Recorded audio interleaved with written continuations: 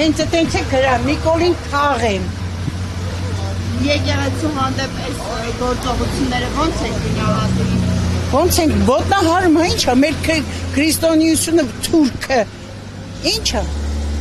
Չասեմ, բոլը կփռնեք տատեն։ Քահանաների մասին ինչ կարծիքի եք։ Որ մեկին ասեմ, Մազի ջան, բոլորն էլ լավն են մեր քահանաները։ Որ Տեր Փարեն, հա։ Հələ մի հատ դուք պատարագին եկեք տեսեք, ինչ պատարագ անում Տեր Փարեն։ Քանի տարի ստեղ ծառայեց հիմա Սամոսավանքի քահանանա։ Հələ մի հատ դուք գնացեք Տեր Փարեի պատարագը լսեք, ոնց կարելի է նրան բան անել։ Իսկ ինչ է կարծում, ինչի համար են այս հիմա առավոտից զարգություններ են, Այդ չգիտեմ, այդ ինչ իմանամ, Մազի ջան, մի կեղտ պետք է գտնեն, որ բռնեն մարդկանց։ Դու չեք մտածում, որ էսի սարքած գործերը։